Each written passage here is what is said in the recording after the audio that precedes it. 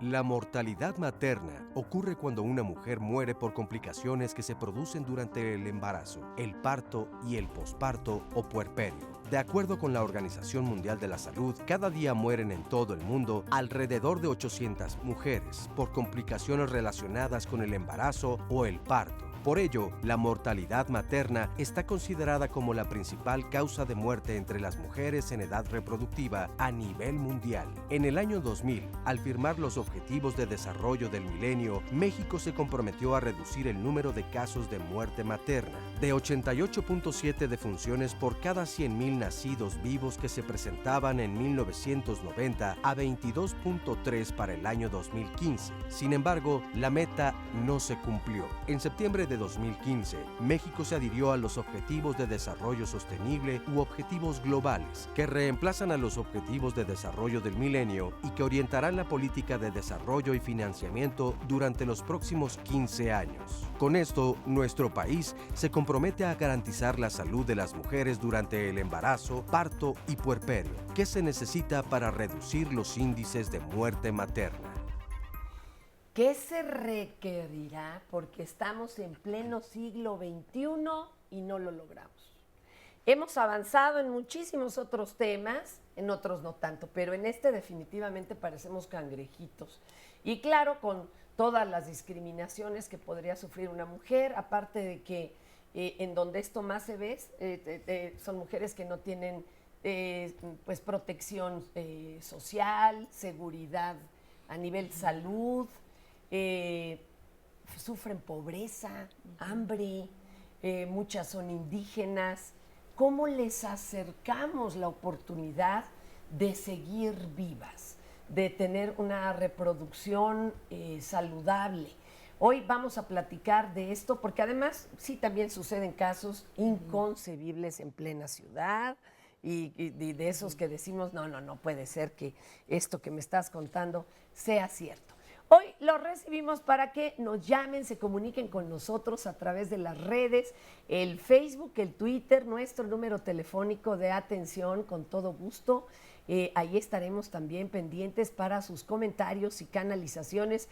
Recuerden que nos pueden ver en vivo a través del internet, así nos llevan consigo. Si usted salió a trabajar, si se quedó en casa, si está por ahí con los niños viéndonos en vacaciones, muchas gracias. Vamos a arrancar este programa con un testimonio muy doloroso, de esos que decimos, pero ¿cómo? Y nos lo hicieron conocer nuestras amigas de Gire y pues ya el caso es emblemático, se le llamó Justicia para Susana. Vamos a verlo.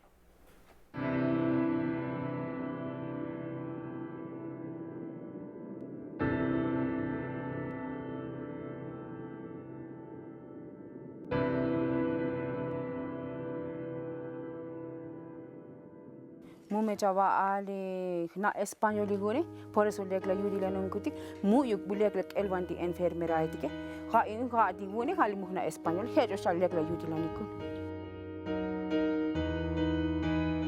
El laboratorio estaba cerrado, no había personal del hospital, por eso no le hicieron el ultrasonido o los estudios adecuados ese mismo día.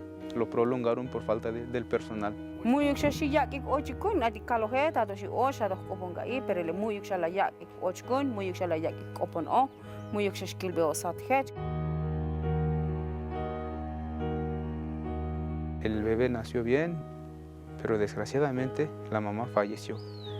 No aguantó las operaciones. Pero ¿cómo si nos había dicho que estaba bien? Sí, pero nosotros no somos dioses para hacer milagros. Falleció y se nos fue. ¿Tú crees esa noticia?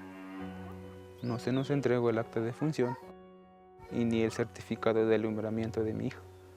No se nos dijo, nomás que dijo el doctor que se había complicado todo.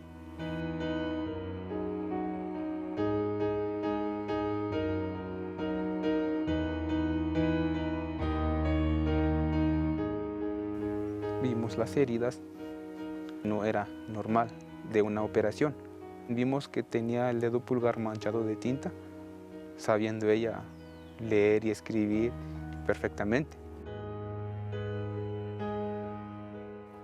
Justicia por la muerte de mi hija Susana, castigo a los responsables solo porque nadie habla. Como somos indígenas, todos tenemos miedo, nadie tiene el valor civil de hablar, porque ahí se muere mucha gente. Bueno, yo espero que se haga justicia, que el señor gobernador tome cartas sobre el asunto y que no vuelva a pasarle a otras personas lo que nos pasó a nosotros. Pero en este caso, ¿qué es justicia para Susana? A ella ya no la revivimos. Además se queda este bebé y sabrá Dios si tenía otros hijos huérfanos. O sea, ¿qué es hacer justicia? De veras el gobernador tiene tiempo como para decir, a ver a estos que no tenían abierto el estudio, ¿verdad? Para poder ver qué tenía mal y que la dejaron esperando 2 días afuera de la clínica. A ver, los vamos a correr ya, nada más con desligarlos de su chamba, o tienen que entrar a la cárcel. ¿Qué se hace aquí? ¿Qué es justicia? Pues mi querida Hilda, traemos contigo, ¿te parece, mi amor? Sí. Hilda Argüello Avendaño, secretaria técnica del Observatorio de Mortalidad Materna. Qué doloroso trabajo tienes, perdóname. Pero ¿qué pasa en estos casos? Fernanda, yo quisiera empezar diciendo que es un problema muy complejo la muerte materna. Está inmerso en muchos factores y tú señalabas uno de ellos que es la pobreza, pero también tiene que ver con a veces falta de atención o la dificultad para poder alcanzar esa atención. Entonces nos enfrentamos efectivamente a un problema muy complejo y que se han hecho cosas, pero efectivamente no hemos avanzado lo que teníamos que avanzar.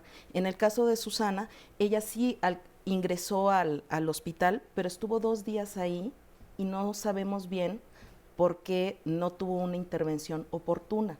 Y esa es una de las demoras. ¿Ella no hablaba español? Sí, ella hablaba español. Ella hablaba español. Ok. Ella sabía leer y escribir. Exacto. Vamos apuntando ahí esas cosas, ¿no? Sí. ¿Llegó en qué mes de embarazo?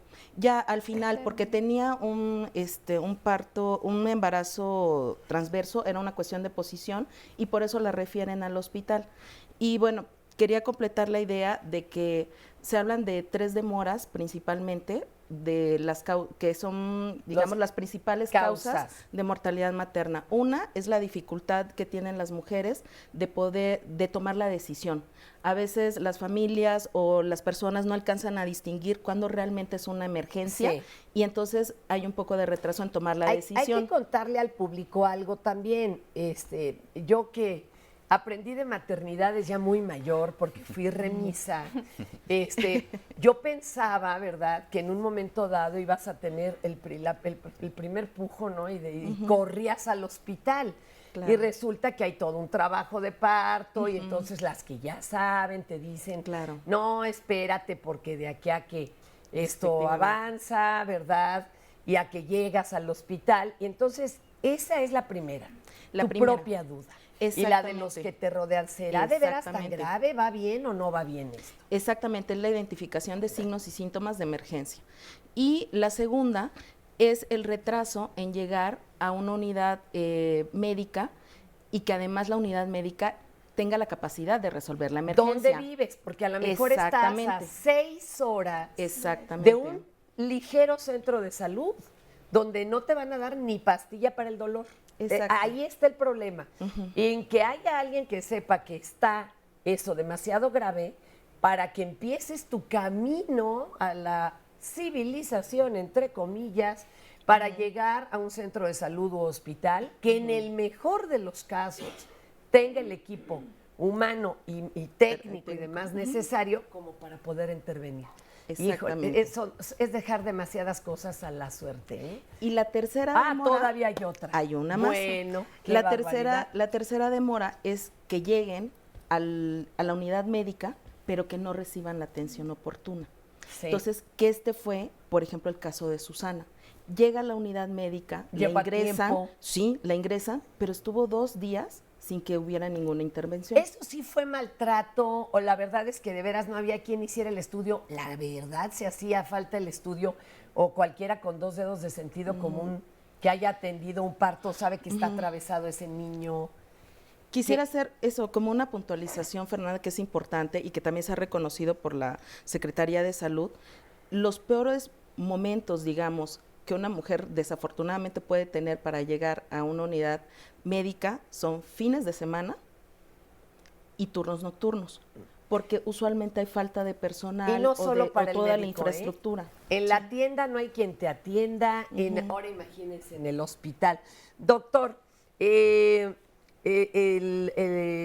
doctor Norberto Reyes, subdirector de Ginecología y Obstetricia del Instituto Nacional de Perinatología Isidro Espinosa de los Reyes, INPER, que es un estado riesgoso ya el puro hecho de decir estoy embarazada. Para una mujer decir estoy en el embarazo ya es un estado de riesgo. Sí, de hecho, los embarazos, pues de manera general siempre los clasificamos en base a esta apreciación en embarazos de bajo y de alto riesgo. En realidad no existe un embarazo sin riesgo. Y eso es un principio que debemos de familiarizarnos prácticamente todos. Ya. Digamos, el riesgo, la definición de riesgo es la posibilidad de que algo vaya a ocurrir. Si tenemos un embarazo de alto riesgo, es más probable que exista una complicación. De acuerdo. Si tenemos, por ejemplo, una persona que está enferma del corazón, bueno, pues obviamente tenemos más problemas. Si tiene un trasplante renal, más problemas. Se le van agregando Por los supuesto. factores, de acuerdo. Digamos, para explicarlo de una forma incluso un poquito más coloquial, ¿no? Todos si salimos en este momento a la calle, pues tenemos la posibilidad de que nos caiga un rayo. Pero la posibilidad de que eso exista aumenta si está lloviendo, si hay tormenta eléctrica, si nos subimos al techo del edificio y si nos agarramos del pararrayos del edificio. Entonces ¿no? ya, claro. Se van sumando estos factores de riesgo que podemos conocer prácticamente los doctores en un momento desde que la vemos por primera vez y empezamos a preguntarle cosas y la revisamos. En ese momento evaluamos el riesgo. Si es una persona con alto riesgo, idealmente tenemos que enviarla como médicos generales a un lugar en donde pudiera ser mejor evaluada y mejor atendida. Esto es en teoría, porque empieza a haber problemas precisamente de ubicación geográfica. Y aquí sí quisiera tomar a lo mejor un poquitito algunos aspectos del caso en particular de Susana. Lo que uno espera como médico, como ginecólogo, es pues que nazca el bebé de término por parto, se lo entregamos a la mamá y a la familia, y papá, mamá y bebé puedan llegar sanos a casa. Eso es como que el ideal, pues, es el objetivo. Desgraciadamente, eso puede no ocurrir. Y en ese, desgraciadamente, estamos en ese entendido de que puede no ocurrir. ¿Cuándo pasan las complicaciones o en qué porcentaje podría ocurrir? 1 de cada 10 embarazos tenemos que hacer algún tipo de intervención médica.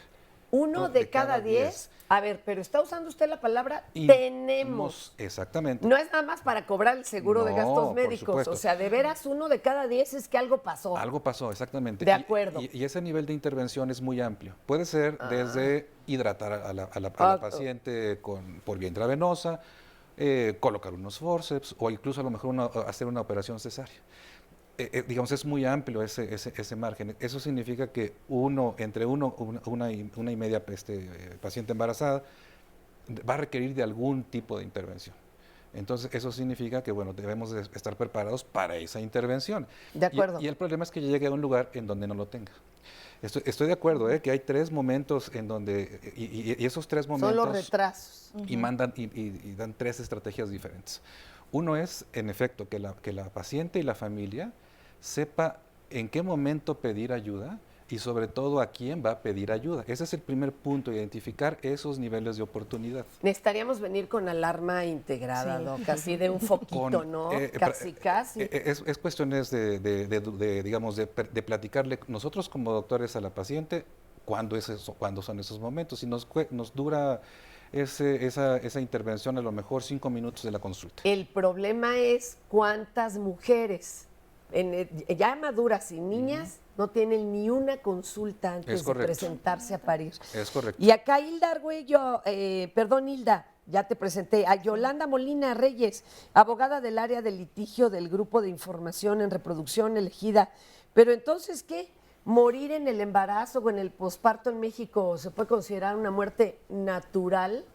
¿Te acuerdas que antes le decían la dulce muerte, no? Una cosa así que a mí me llenaba de horror, o sea, es muerte natural. No, de hecho, lo que estamos trabajando es que se considere como una violación a los derechos humanos de las mujeres, ¿no? Por esta situación en la que nos encontramos de desigualdad, y bueno, en el caso de Susana era muy evidente que había una cuestión de vulnerabilidad, ¿no? Por haber sido indígena, tzotzil, joven, porque tenía, si no mal recuerdo, 24 años, tenía un hijo, y bueno, lo que platicaba la familia era que el trato siempre había sido diferente porque los médicos muchas veces, por ejemplo, ni siquiera quieren darles la atención por cómo se visten o les piden que se bañen o cosas así porque huelen mal. Entonces, esta situación se vio reflejada en el maltrato que recibió, ¿no? Además, bueno, nosotros en el estudio del caso nos percatamos que había una situación con el hospital de falta de recursos, tanto humanos como materiales. Entonces, sin duda esto coadyuva a que la atención que de por sí es escasa. Más bien no coadyuva, bueno, no, ayudó, pero ayudó a lo malo, perdón. Claro, no, está Entonces, esto generó que la situación fuera muy complicada. Bueno, y entonces uno dice, ojalá que no vuelva a suceder, pero ya pasó esto y ¿qué pueden luchar, verdad? También los familiares. Hay mucho que hacer. ¿A usted le ha sucedido algo así? ¿Ha tenido un encontronazo? ¿Ha tenido muy malas experiencias? Bueno, hoy vamos a hablar precisamente de cómo podemos ya prevenir o hasta erradicar, ¿no?, la mortandad materno-infantil. Deberíamos de lograrlo si hacemos un esfuerzo conjunto. Y están recibiendo todas sus opiniones en Twitter, en Facebook. Ya nos están contando aquí también algunas, desgraciadamente, malas experiencias. Ahorita las compartimos y vemos cómo podemos canalizarlas para que entre todos aprendamos de la experiencia, ¿verdad?, que hemos tenido que vivir. Muchísimas gracias. Ahorita regresamos aquí a Diálogos.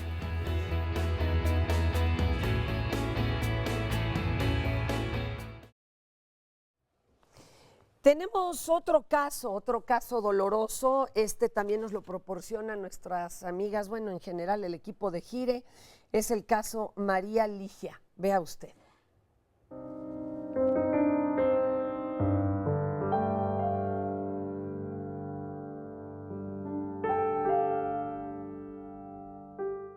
Angin ibet kintoze untomo.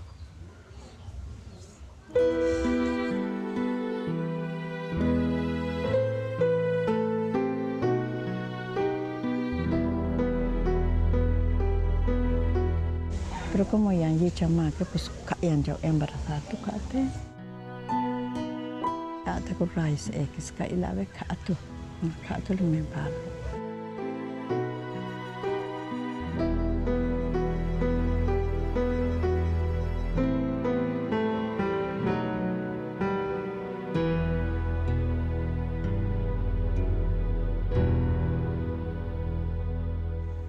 Cuando yo ingresé a mi esposa, me pidieron que yo la estaban valorando. Y desde ese momento salió el doctor y me dijo, ¿sabes qué? Me dice, hay que hacerle cesárea, pero necesito que firme el consentimiento. Yo entré, hablé con ella y se lo dije, le expliqué, y frente a ella todavía lo firmé. Y al día siguiente me hablaron que dijeron que no, que ya estaba controlado, que no era necesario. Le iban a dar de alta. Yo por mi tipo de trabajo que tengo que moverme. Le dije a ella, si te van a dar de alta, te vas con tu mamá, le digo.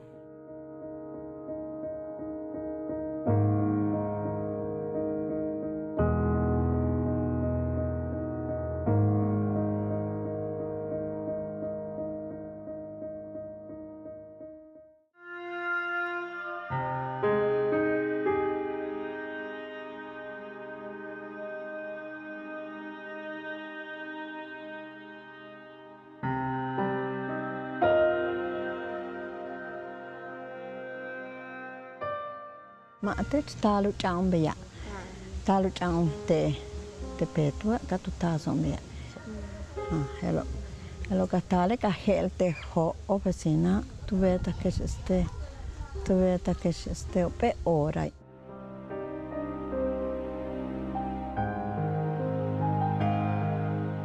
Pero le va que mancho vi bisa balche. Pero yo vine de la tengo bene ano tu chanto peso.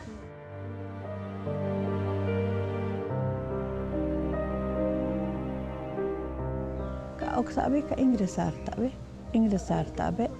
Después una cadilla ahora tengo atik yang kulai kolok. Hello Atlas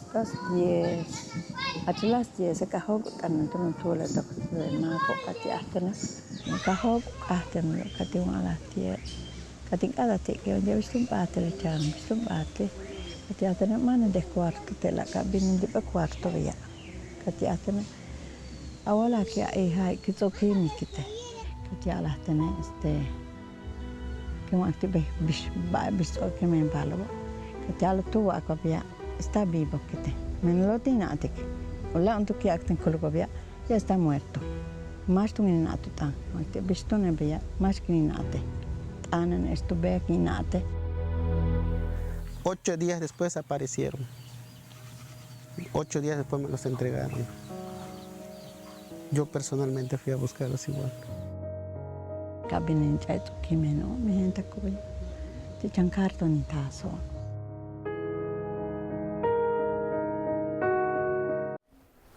Hijo, qué preocupación. Y además recorriendo hospitales y no llegar. Se une aquí a nuestra mesa para platicar. Ay, Dios santo.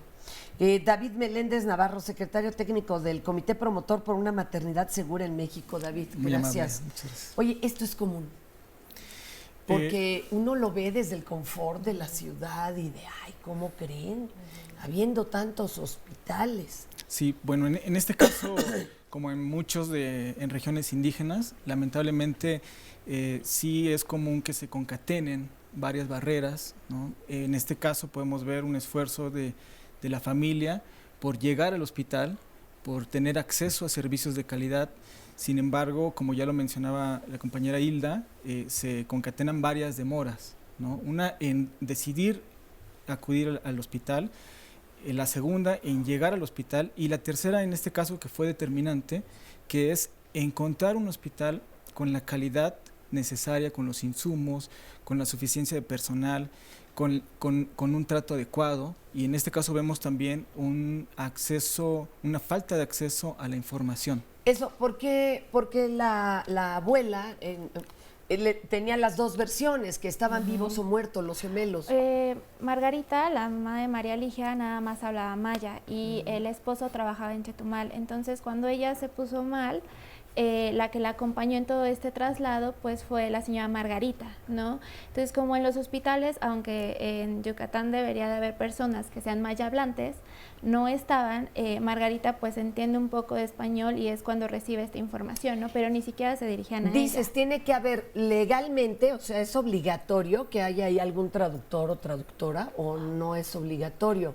Pues no, nos dice el doctor, pues realmente no es que haya la ley ahí. Realmente es una cuestión como de sentido común, pero y por ejemplo en las negociaciones que hemos tenido con Yucatán es justo de lo que se habla, ¿no? En la ley está, pero ¿en qué ley o cómo? Es decir, los pueblos indígenas tienen derecho a recibir la información en su lengua originaria, en su idioma. Por parte de las instituciones públicas, o sea, debería ser un derecho. En México, en estos, digamos, 60, 70 años que tenemos con la medicina científica es la oficial en el país, todavía no se ha podido remontar en el sistema de salud mexicano que contemos con traductores y sobre todo en las zonas donde hay más densidad de población indígena, que además las tenemos muy claras, muy identificadas. Sería fácil. Pero es paradójico que no se cuente con ese personal o se cuenta de manera secundaria. Por ejemplo, si es una enfermera de la localidad que habla la lengua, la utilizan para eso, pero no tiene ni un reconocimiento económico ni un reconocimiento simbólico, por lo menos.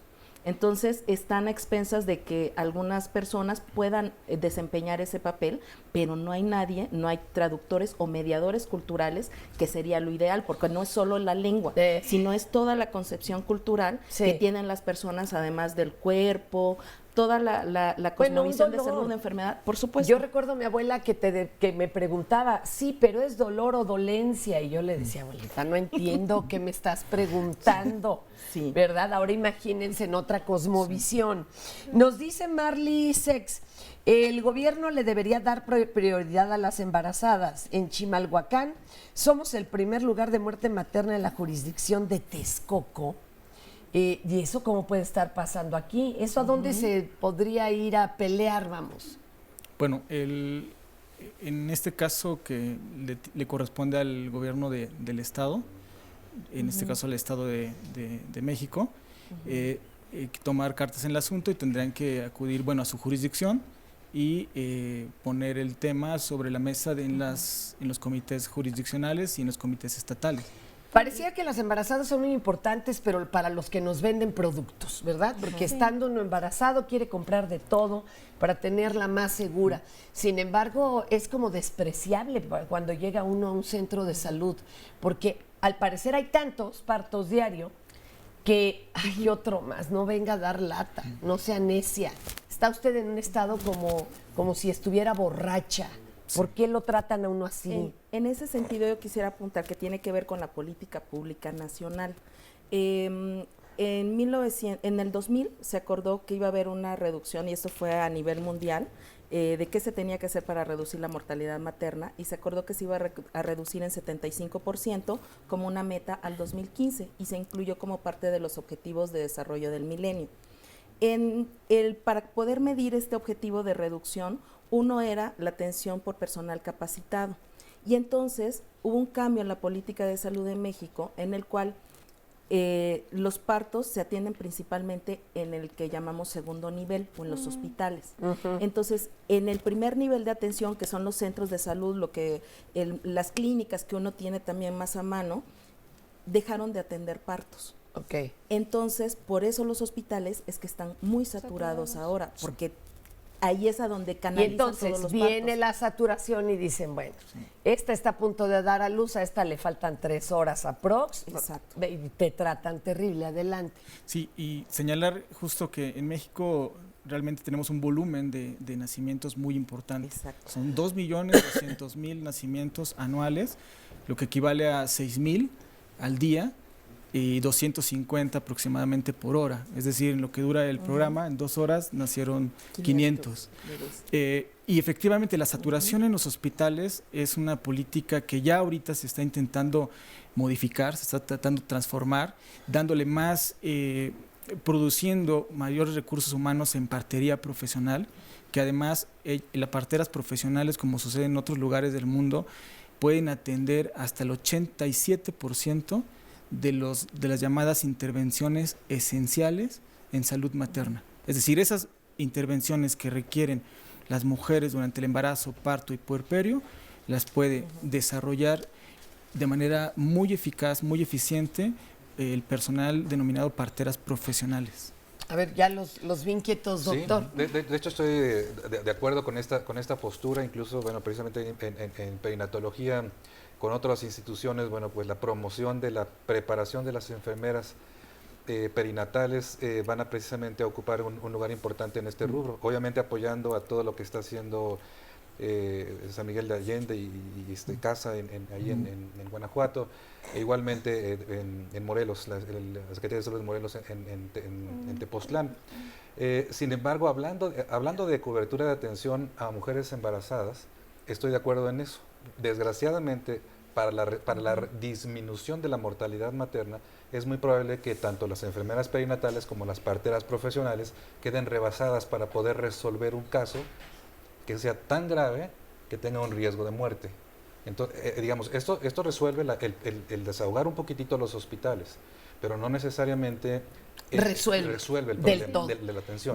Y bueno, que también a veces las parteras son perseguidas, ¿no? Nos estamos encontrando con estos problemas en que si la regularización o no, cómo va a perjudicar a las parteras indígenas, ¿no? Que muchas veces estas parteras no pueden recurrir al centro de salud si el parto se complica, porque la actividad es ilegal, ¿no?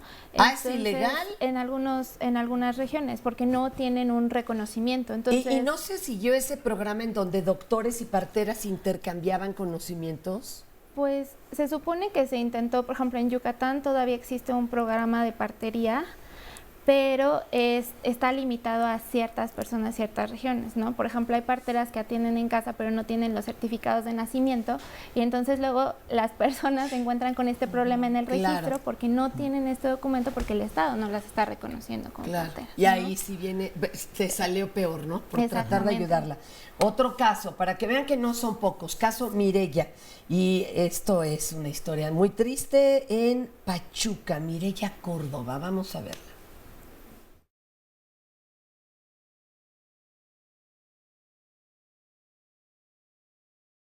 Les voy a leer el testimonio de nuestra familia. No queremos hablar de lo que pasó porque es como volver a vivirlo. Queremos hablar de la atención. Los practicantes no son buenos doctores y no hay aparatos suficientes ni hay una unidad de terapia intensiva. Por eso Mireya se puso mal y tuvieron que trasladarla. Tampoco dejan entrar a los familiares en urgencia ni les dan información. Y si vas al otro lado a pedir informes, te regresan a urgencias. No te dicen la verdad, te dicen que tu familiar está bien, pero no te dejan verlo. Tal vez las cosas serían diferentes si las personas que están en turno revisaran con más frecuencia a los pacientes. Son muy déspotas. Si no tienen métodos anticonceptivos, antes de que te atiendan, les dicen que no los van a atender y te hacen firmar los papeles. Eso te lo dicen hasta que estás adentro. No te lo dicen antes y te dan el método anticonceptivo que ellas quieren. Quieren controlar al mundo, poner a fuerzas lo que las mujeres no se quieren poner. No dejan que los familiares entren a consulta, ni siquiera con ellos. Tienen que entrar solas. Yo lo que noté es que no querían darle informes a mi cuñado Felipe, pero ¿para qué lo hicieron firmar si no le iban a dar informes a él? ¿Y de qué sirve que hayan muchos hospitales si ninguno va a dar la atención que se necesita? No necesitamos más doctores, sino que estén mejores capacitados, que arreglen el hospital, porque no tienen aparatos. Estaban mejor las parteras de antes que el hospital de ahora. Debería estar mejor, pero desgraciadamente no es así. Ya ni es hospital, casi es rastro, carnicería. A partir de la muerte de Mireya, su suegra se ha tenido que hacer cargo del bebé que la sobrevive. Lo cuida día y noche, lo lleva a su trabajo junto con su hija adolescente, a quien sigue cuidando y atendiendo. La Secretaría de Salud del Estado ha publicado notas en las que da por cerrado el caso, cuando todavía ni siquiera se han terminado. Dicen que Felipe recibió dinero, pero eso no es verdad. A mis papás los mandaron a traer en Derechos Humanos hace 3 meses, 4, y una licenciada les dijo que pusieran precio, como si fuera, no sé, venta de carro, no sé. Eso es todo, gracias. Es muy doloroso lo que dice aquí esa hermanita, ¿verdad? La hermana de Mireya, quien falleció. Sin embargo, en países, por ejemplo, en Estados Unidos, en las aseguradoras, el muerto tiene un precio. Te dicen, cayó avión, tanto. Es dolorosísimo. ¿Cómo puede uno negociar una cosa así? ¿Nos querías comentar algo, Yola? Sí, bueno, el caso de Mireya es emblemático porque es una chica de 17 años que llevaba 17 y tenía 2 controles prenatales, uno privado y uno con los servicios de salud. Muy bien ella. Y por una mala atención en la cual no verificaron sus signos vitales, ella se desangró, ¿no? Entonces, el problema es que en el hospital donde sucedió, esta es la 4ª recomendación que recibe desde 2010. ¿Cuál es, perdón, para saber? El Hospital Obstétrico de Pachuca.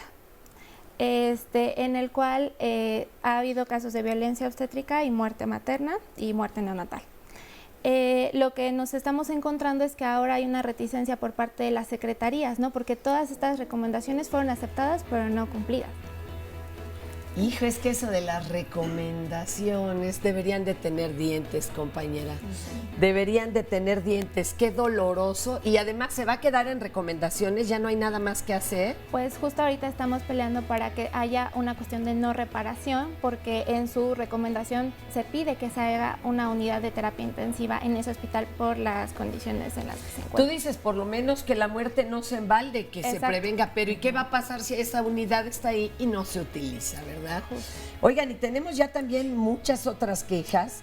Estamos atendiéndolos en las redes, en las llamadas, en todo. Nosotros no exigimos servicios dignos. dice Keltita, es ahí el problema, ¿no? Hay que exigirlos cuando estamos sanos y a pie, ¿no? Ahorita regresamos para leerles ampliamente.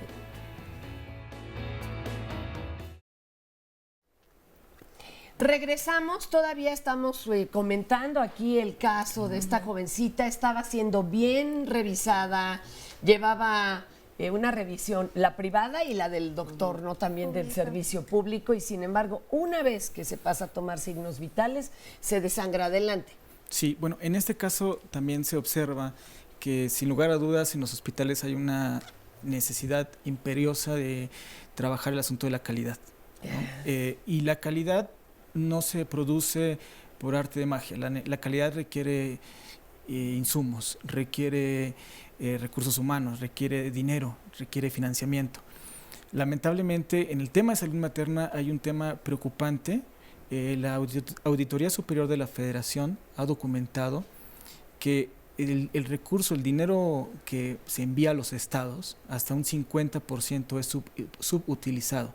Es decir, en México tenemos, todo el mundo sabe que tenemos un gasto en salud que ha costado mucho trabajo irlo incrementando anualmente. Sí. A ver, pero ¿cómo subutilizado? Entonces, ¿qué se queda y el año que entra ya no les vuelven a dar o cómo? En muchas ocasiones están obligados, de acuerdo a las reglas de operación de cada programa, están obligados a regresar el dinero que no se ejerce. Sin embargo, varios organismos, varios investigadores, el propio observatorio han documentado casos en donde el recurso financiero no es ni siquiera devuelto a las instancias federales. Para variar, hay merma, ¿no? Como conocemos, se va donde no debiera.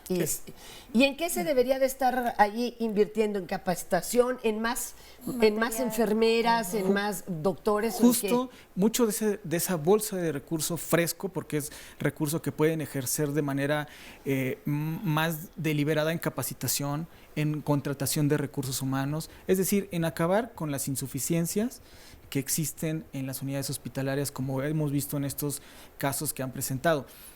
¿Y en dónde se traducen esas deficiencias del sistema, esas insuficiencias? Pues se traducen en el último eslabón del sistema, en el cara a cara, que es el médico, exactamente, el eslabón más débil del sistema, que es el médico, la relación médico y usuaria, en este caso, en donde se concentra todo el desempeño del sistema de salud. Pero aquí habría que señalar que no solamente está involucrado entonces el prestador de servicios, la enfermera, el médico, el obstetra, sino también está involucrado el directivo, el director del hospital, el director de los hospitales a nivel estatal. Bueno, ahorita hay un escandalazo en San Luis Potosí, en un municipio en donde había gastos enormes en una farmacia, ¿verdad? Todavía no acaban de aclarar si se chupaban las torundas de alcohol o compraban qué, porque el dineral, ¿verdad? Y no llegaba realmente a donde tiene que ser. Ahora, esto nos da risa cuando se oye como, son corruptos, pero cuando ya provoca muertes es cuando nos empieza verdaderamente a inquietar. Kelita decía que debemos exigir servicios dignos. Luego también hay temor de ir a reclamar, porque entonces el maltrato crece, ¿no? Sí, hay un temor de las familias a la represalia, ¿no? Porque a final de cuentas estos centros de salud, estos hospitales, pues van a volver a regresar, ¿no? Si es que te vuelve a tocar, ¿y qué haces? A veces las familias piensan que si se empieza con esta persecución, porque hemos malentendido, por ejemplo, qué significa una queja en derechos humanos y un juicio penal, ¿no? Totalmente diferente. Pero ellas piensan que se les va a negar el servicio o que va a volver a suscitar una situación imagínate, similar, luego ¿no? Pares y el bebé se queda solo. Exacto. ¡Qué miedo! Dice también ella que no dejemos que el gobierno saque el presupuesto. Gracias. Alex MB nos comenta que en la Universidad de Quintana Roo a los estudiantes de medicina y enfermería se les enseña maya aplicado a la clínica para que, bueno, puedan atender una urgencia de estas. También tenemos bastantes llamadas ya en la actualidad. Dice, me encuentro embarazada y me gustaría tener a mi bebé en el estado donde siempre lo anhelé. Yo allá en Chilapa, Oaxaca. Pero al enterarme que los servicios de salud son escasos, la verdad me da mucho miedo irme para allá. Y si hay quien piensa mejor en irse a Estados Unidos, ¿no? Para que nazca gringuito el niño, que luego eso es lo que pasa. ¿Es peligroso o qué se hace en un momento dado? Quiero que mi hijo nazca donde yo nací. ¿Me atiendo acá y llevo un reporte o cómo le harían? Bueno, en realidad la mujer tiene derecho a decidir en dónde, cuándo y con quién tener su proceso de atención obstétrica, su nacimiento de su bebé. Es un derecho, es la autonomía de la mujer. Y la maternidad puede ser segura, tan segura, dicen muchos autores, como viajar en avión. Es decir, así de segura tendría que ser, porque así es en muchos países que tienen ya un avance en políticas de salud materna. Por ejemplo, en países donde tienen una razón de muerte materna de 10, de 8, sobre 100,000 nacidos vivos. Que son los países nórdicos, ¿no? Exactamente, Inglaterra, Francia, Alemania, que tienen una razón de muerte aceptable y acorde a su desarrollo económico, a su bienestar social. Por eso la maternidad segura, el nivel de razón materna que hay en un país, refleja no solamente la calidad de los servicios de salud, sino el desempeño de todo un sistema de salud y de todo el bienestar social de un estado, de un país. Y los servicios de salud deberían estar preparados precisamente para eso, para las emergencias. Y esa ha sido, digamos, a partir de mucha evidencia que se recabó en los 90, se vio que este enfoque de la atención de la emergencia obstétrica, que sobre todo lo impulsó la Columbia University en Estados Unidos, vieron que así se garantizaba cualquier complicación, porque lo que mencionaba hace rato el doctor con respecto a los embarazos de alto riesgo y de bajo riesgo, con estudios que se hicieron sobre todo en África en 94, en Kasongo hay un estudio que es como el estándar, se demostró que cualquier embarazo se puede complicar, que era lo que también decía el doctor. Entonces, vieron ahí que las que tenían catalogadas de alto riesgo, finalmente no todas se complicaban, y las que tenían catalogadas como de bajo riesgo resultaron complicaciones que fueron mortales. Entonces dijeron, lo que hay que garantizar es la atención de la emergencia obstétrica universal.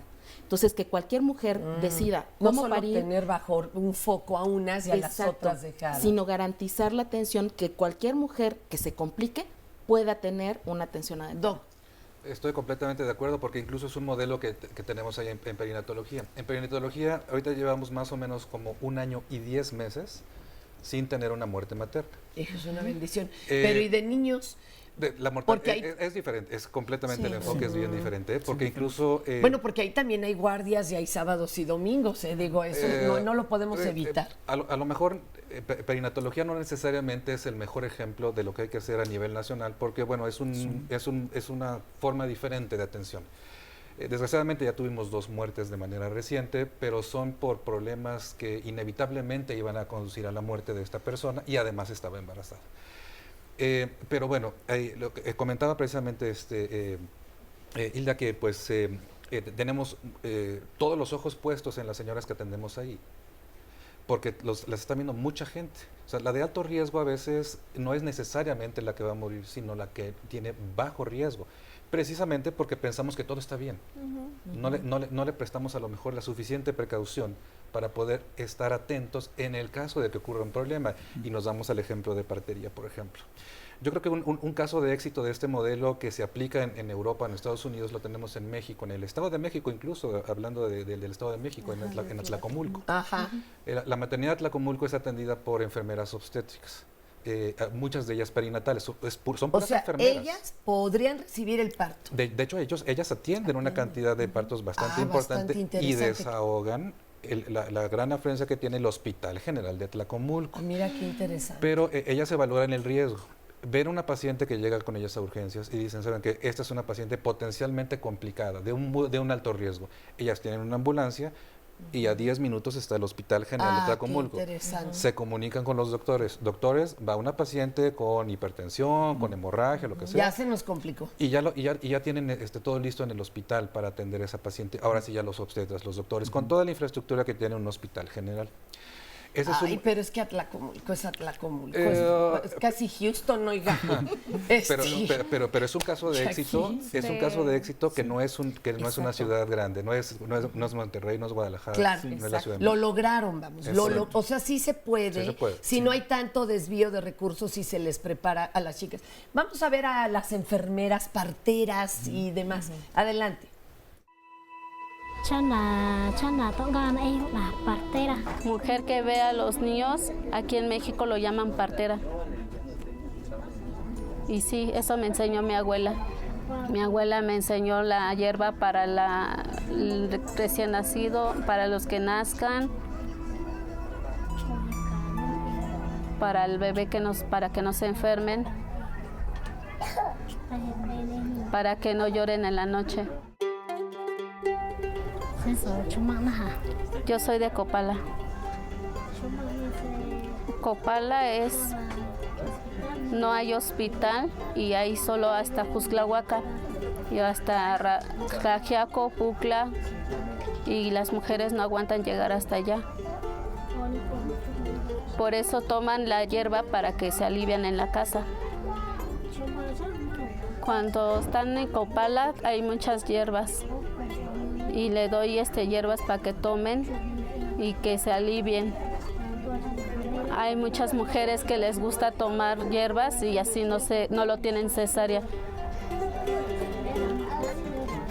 Aquí en México hago partería, o sea, ayudo a las mujeres para que se alivien. Y bueno, le doy hierba para que lo tomen. Con esa hierba toman y no les pasa nada a la bebé cuando nace. Algunas mujeres tienen miedo y se van al hospital y lo tienen en cesárea y solo tienen un hijo o 2 hijos. Y las mujeres triquis y pues tienen muchísimos hijos, hay algunos que hasta 20 o más. Mujer que no tiene miedo se toma la hierba y con eso se alivia.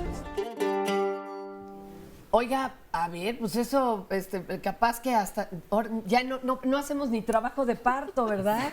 Como dice una novela de la escritora de Como agua para chocolate, hay una muy divertida, entonces hasta de risa se le salió el niño, ¿no? Sí. Ya después de 20. ¿Esto es factible, que una hierba ayude a los trabajos de parto? Sí, por supuesto. De hecho, hay sustancias en algunas plantas precisamente que aceleran precisamente o generan contracciones. ¿Cómo crees? Ahora, desgraciadamente... Ahora, esto no es que quite el dolor, ¿eh? Es correcto, así es. Y cuidado, porque acuérdense que el té no tiene posología. Es correcto. Le dicen un puñito y no es lo mismo un puñito que un puñito y puede uno envenenarse. A ver. Es correcto, ¿eh? Y de hecho, ese es el problema precisamente de utilizar algunos tés o algunas plantas, ¿no? Claro. Que pueden ayudar en algún momento, pero no necesariamente garantiza un buen resultado, ¿no? Claro, que ese es un problema. Definitivamente el apoyo de la partería tradicional es algo fundamental porque son figuras de la comunidad, ¿no? La figura que estábamos hablando hace un ratito de la partera profesional es una partera que se forma, que estudia. Actualmente estamos en un nivel técnico, pero el siguiente paso es llevar a la partería profesional en México a un nivel de licenciatura, ¿no? Y se pueda comparar con las licenciadas en obstetricia europeas, con las midwives, así es como se conocen norteamericanas, europeas, o incluso las matronas en España o en Chile o en todo el sur del ¿Pero esto va a dejar en la ilegalidad a las indígenas o al revés? ¿Quieren ustedes apoyarlas? Necesariamente hay que integrar, porque es un equipo de todos. O sea, tenemos que trabajar necesariamente en equipo y eso es muy importante porque la comunidad tiene que estar suficientemente organizada como para poder saber si están viviendo en una ranchería o en una comunidad complicada, saber exactamente a quién recurrir para buscar, por ejemplo, un traslado, buscar a la partera tradicional, a la partera profesional, ubicar a los hospitales a donde sí pueden ir, a los hospitales que saben que pueden resolver y a los hospitales que saben que no pueden resolver un problema. Que ya los conoce, o sea, que están recomendados. Perdón, Sasuadi nos preguntaba en el Twitter que qué es eso de recomendados. No es que les recomendemos que vayan. No. Perdón, acláralo, Yola, porque sí se quedó ahí la idea. No, lo que pasa es que todos los procedimientos que se llevan ante una comisión, ya sea estatal de derechos humanos o en la Comisión Nacional de Derechos Humanos, cuando determina que sí hubo violaciones a los derechos humanos, le hace recomendaciones a las instituciones para que de salud, rectifiquen. Para que modifiquen todas las situaciones que se están suscitando y que están provocando estas violaciones, ¿no? Entonces, Cuando mencionábamos que el hospital obstétrico tiene 4 recomendaciones, quiere decir que hay 4 casos en los que se comprobaron que 4 hubo quejas violaciones a y derechos. malas, o sea, Exacto. entonces cuidado ahí en Pachuca. A ver, y en este caso, en Chiapas, bueno, y a mí me tocó platicar con una serie de parteras y ellas decían que, yo les decía, ¿cómo supiste que tú ibas a ser partera? Y a mí me decían, es que uno lo sueña y tienes que soñarlo, estás ayudando a la otra partera. Qué detalle más hermoso, ¿no? Sí, tiene que ver con toda hay una tradición, digo, cultural de muy largo tiempo en el que muchos curadores, sobre todo tzotziles o los celtales, tienen un mandato, un don, y muchos de ellos cuentan, así lo cuentan ellos desde su experiencia, que aprenden en los sueños. Entonces, pero algo muy curioso es que en los últimos años los jóvenes ya no están soñando de esta manera, o sea que ya no hay este recambio Pensamiento generacional, mágico, claro. este recambio generacional con las parteras, y lo estamos viendo. Las parteras tradicionales usualmente son mujeres muy mayores, son mujeres monolingües, tienen toda esta experiencia acumulada y que además muchas de ellas también se volvieron parteras por la necesidad de su mismo medio, porque No había nadie más. y empiezan a atender a la de su hija, a la de la tía, Atienden etcétera. a su mamá siendo Exacto, chiquillas, eso exacto. nos contaron, fue eso una cosa. Exacto. Tú querías hacernos también un comentario de toda esta situación. Sí, comentar nada más que las parteras tradicionales tienen una protección legal por instrumentos internacionales y nacionales diferente a cualquier otro proveedor de servicios obstétricos, tanto parteras profesionales, y tiene que ver con sus derechos a ejercer su propia medicina. Y ahí hay una protección desde el OIT 169 Derecho a ejercer su propia medicina. Tu propia medicina. Apunten esto, ¿eh? Es decir, tienen una autonomía y claro, tienen que tener una relación de respeto con los servicios de salud, con el sistema de salud, para intercambio de conocimientos, de experiencias y de vinculación cuando haya necesidad de una emergencia. Uno pensaría que un hospital privado forzosamente es mejor, no importa si es chiquito o grande. Aguas. Patricia Ponce de León dice que su hermana falleció, siempre había ido a control natal, todo estaba bien, al momento del parto la llevaron a uno privado, su esposo y su mamá la dejan en el hospital y al otro día les avisan, hubo complicaciones, murió. ¿Qué pasa luego en estos hospitales chiquitos? Entre comillas, ¿tienen todo lo que se requiere? ¿O también hay chapuzas o hay errores garrafales? Y cuando pasa esto, ¿a dónde tenemos que ir de veras a quejarnos? Ahorita vemos.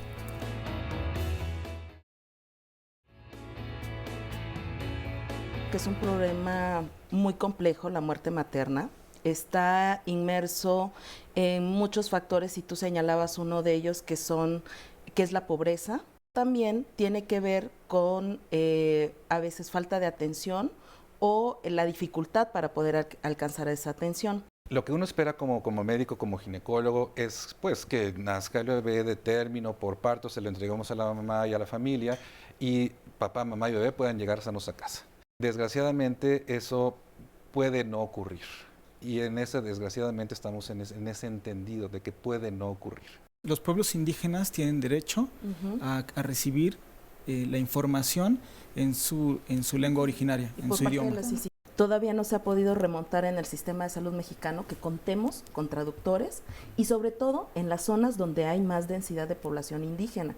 Pero es paradójico que no se cuente con ese personal o se cuenta de manera secundaria. No hay nadie, no hay traductores o mediadores culturales, que sería lo ideal, porque no es solo la lengua. Y efectivamente la saturación en los hospitales es una política que ya ahorita se está intentando modificar, se está tratando de transformar. Para la disminución de la mortalidad materna es muy probable que tanto las enfermeras perinatales como las parteras profesionales queden rebasadas para poder resolver un caso que sea tan grave que tenga un riesgo de muerte. Entre si la regularización o no, cómo va a perjudicar a las parteras indígenas, ¿no? Que muchas veces estas parteras no pueden recurrir al centro de salud si el parto se complica porque la actividad es ilegal.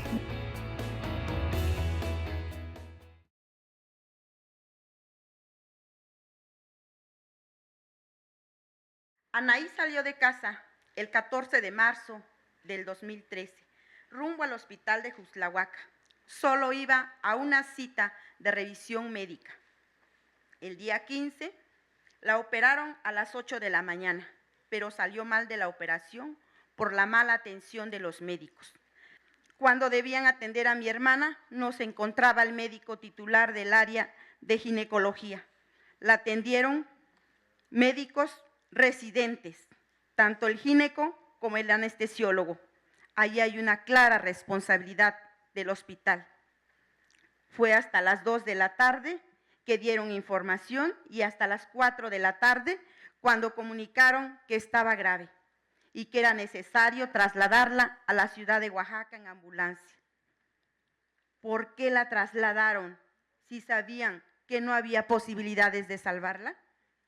Creemos que todo esto fue solo para evadir responsabilidades.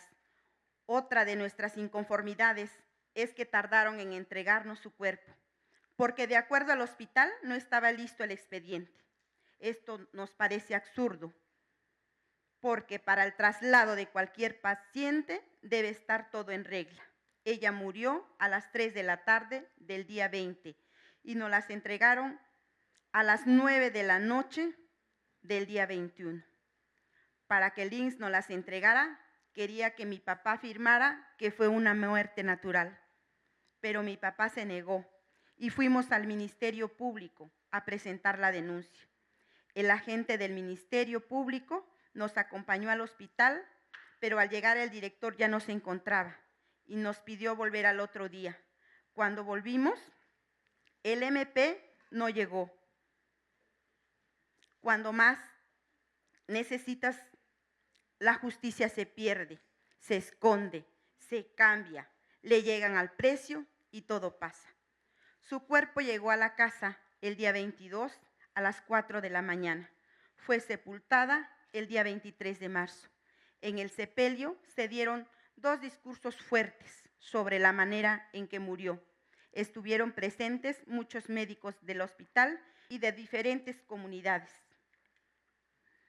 Después se recibieron llamadas anónimas, donde pedían a las personas que hablaron que ya nos calmáramos. No les gustó el reclamo sobre la mala atención en el hospital. ¿Qué tal? Amenazas incluso en pleno duelo. Pero si nos pueden poner un poquito más en antecedentes con este caso, Yolanda, ¿qué pasó? Porque ella iba a una revisión y ¿para qué entonces la tienen que operar de emergencia 2 residentes? Y cuando dicen residentes, ¿a qué se refieren? ¿Son practicantes? ¿Son estudiantes? ¿Qué pasa ahí? Cuéntanos. Bueno, en este caso ella tenía programada una cesárea.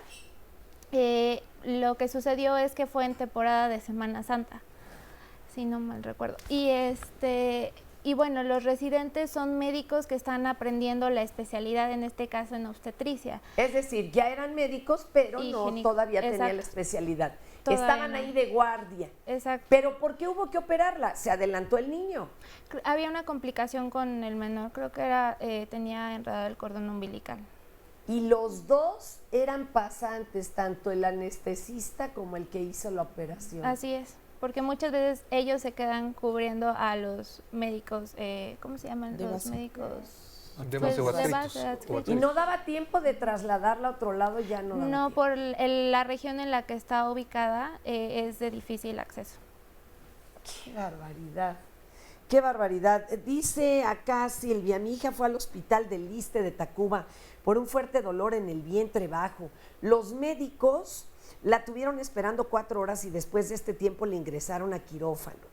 El médico me dijo que estaba muy grave y también me comentó que tenía un embarazo ectópico. No solo los indígenas viven esto, también la gente de la ciudad padece estos problemas. ¿En qué medida? ¿Se tiene un número por ahí, doctor? Sí, de hecho, si podemos hablar de números, de hecho, la mortalidad más alta a nivel nacional la tiene el Estado de México, posteriormente el Distrito Federal, posteriormente Veracruz, Puebla y Chiapas, más o menos en ese orden los 5 primeros, si no mal recuerdo, en 2015. Pero la problemática, desgraciadamente, es exactamente la misma. Es exactamente el mismo fenómeno que ocurre en la zona rural que en la zona urbana. Esto es el reconocer y el acceder al servicio de salud. que el médico de primer contacto, que no necesariamente es un médico general, sino puede ser un médico especialista, reconozca la complicación y la refiera a un hospital que tenga la capacidad de resolver el problema. Y cuando llegue al hospital, que ese hospital, en ese hospital pase todo lo que tenga que pasar para poder resolver el problema. Esas son 3 instancias que incluso tienen formas diferentes de Híjole, resolución. pues es terrible porque es como jugarle a la lotería, ¿no? Claro. O sea, te toca, o serpientes y escaleras, no es bien fácil que te toque la mala. Perdón. Yo creo que bajo una buena, comunicación y organización, porque incluso para resolver cada uno de estos problemas hay estrategias de bajo costo y de las de muy alto costo. Y hay que concentrar muy bien en los recursos, pues, porque hace un momentito hablaban de dinero. En las cuestiones de dinero no es necesariamente que haya una dispensación de dinero de manera indiscriminada. Sí, en México afortunadamente contamos desde 2009 con un convenio general de colaboración para la atención de la emergencia obstétrica, que es interinstitucional y que incluye ahora a 4 principales instituciones, es decir, a Secretaría de Salud, a ISSSTE, a IMSS y a IMSS Prospera. ¿Eso cómo nos ¿Eso qué ayuda? significa? Que todas las mujeres, cualquier mujer que presente una emergencia obstétrica, esté o no afiliada al ISSSTE o al IMSS, puede ser atendida ahí o debe ser atendida ahí. O hace cuenta, es del ISSSTE, pero lo que le quedó cerca es el IMSS, llega ahí directo. Exactamente, eso ha sido desafortunadamente muy poco propagado entre la población general y entonces la utilización del convenio sigue siendo realmente baja. No tendría ningún costo para la usuaria, puesto que es una emergencia obstétrica y es eso, trata de aprovechar los recursos de todas estas instituciones para atender de manera expedita la emergencia obstétrica. Lo que hemos visto, por ejemplo, en Ciudad de México, que ha sido muy sonado, por ejemplo, es el multirrechazo que han tenido muchas mujeres y que eso ha ocasionado muchas complicaciones. Oye, además hay que contarle a nuestros amigos y amigas que nos ven en otras ciudades del país, no crean que por estar en una ciudad grande uno llega así a cualquier servicio de salud, ¿eh? A veces también anda visitando hospitales en una ambulancia, hay tránsito excesivo y pasan cosas desastrosas. Cristina, hace 3 años una sobrina tuvo un bebé en el seguro de Zacatepec, allá en Morelos. La rechazaron varias veces diciéndole que no estaba lista y el bebé falleció debido a la negligencia de los médicos. Mis familiares no quisieron pelear porque ya nada les iba a devolver a su bebé, pero no se me hace justo. ¿A dónde hay que ir a denunciar? La verdad es que están llegando por acá personas que dicen que no sirve de nada ir a CONAMED y que cuál sería una verdadera justicia para quien perdió a un bebé, o sea, al nieto, nieta, y aparte a la hija. ¿Qué se hace? La mera verdad, ¿qué hay que hacer para que esto no se repita? Bueno, realmente se han incrementado las quejas en varias instancias. En la CONAMED y en la CNDH y en las comisiones estatales también en cada uno de los estados, sí ha habido un incremento a partir del 2009, 2010, se están acumulando cada vez más el porcentaje de quejas médicas y relacionadas con la atención obstétrica está cada vez más aumentando. Es por eso que la CNDH, me parece, tendría que desarrollar un programa más proactivo, no solamente un programa reactivo reaccionando a las quejas de las usuarias, sino además haciendo visitas a los hospitales, a las unidades hospitalarias, haciendo recorridos que permitan iniciar algunas medidas cautelares, es decir, recomendaciones antes de que suceda un evento lamentable como una muerte materna. Pero son instancias. La CNDH tiene una facultad importante porque hace recomendaciones no solamente al prestador de servicios, sino a la institución, que es desde nuestro punto de vista realmente lo más adecuado. No es solamente el prestador, porque hay muchos factores que se van concatenando que tienen que ver con diferentes niveles de responsabilidad. Ya lo decía hace rato, el nivel de responsabilidad de ejercer el dinero pues queda en manos de los gobernadores de las entidades federativas, ni siquiera de los secretarios de salud. Hasta ese nivel de responsabilidad tiene que ver los factores para un desenlace como la muerte materna. Bueno, y hay que recordar que nos dijeron que hay 3 momentos de espera o de duda para atenderse como una urgencia que pueden ser fatales. Y ahí es donde también nosotros tendríamos que tener como nuestro semáforo, ¿no? Cuando estamos embarazados o cerca de una embarazada, porque no hay que bajar la guardia. Dice Esmeralda, estoy viendo el programa y acerca del Hospital General de Atlacomulco, lo que comentan no es forzosamente cierto. Hace unos años mi prima tuvo a su bebé ahí y a pesar de llevar antecedentes de preeclampsia, no la atendieron. No la atendieron correctamente, no le estuvieron checando sus signos vitales. Tuvieron que trasladarla de emergencia a la ciudad de Toluca al Hospital Materno Infantil, donde estuvo una semana en terapia intensiva. En el hospital hay muchas deficiencias, por ello hay gran cantidad de sanatorios particulares, donde incluso hay 2 de ellos, incluso nada más para maternidad. Y acuérdense que aunque sean particulares y solo por maternidad, no forzosamente, ¿eh? ¿Quieren comentar algo? Adelante. Sí, yo quería complementar algo a lo que mencionaba David, y es que algo muy importante que tiene la Comisión Nacional de Derechos Humanos, y de ahí su importancia, es que cuando atrae el caso, y a reserva de lo que nos pueda apoyar también Yolanda en términos jurídicos, pero cuando atrae el caso y emite estas recomendaciones, también emite medidas de reparación y de no repetición, sobre todo medidas de no repetición que garanticen pues que eso no le suceda a otras mujeres, y eso es algo que con la CONAMED no se logra, y la CONAMED, que es la Comisión Nacional de Arbitraje Médico, lo que trata de hacer siempre es una conciliación entre partes, pero no llega a emitir recomendaciones de mejora o de no repetición.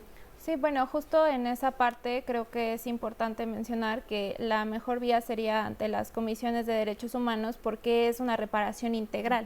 O sea, no se va a perseguir a los médicos, porque muchas veces lo que se busca es eso, ¿no? Criminalizar a un médico, a una enfermera, y entonces eso no hace que en el hospital vayan a comprar la ambulancia que hizo falta, los medicamentos, ¿no? Que se contrata mayor personal. Entonces, las comisiones emiten estas recomendaciones y son totalmente integrales, ¿no?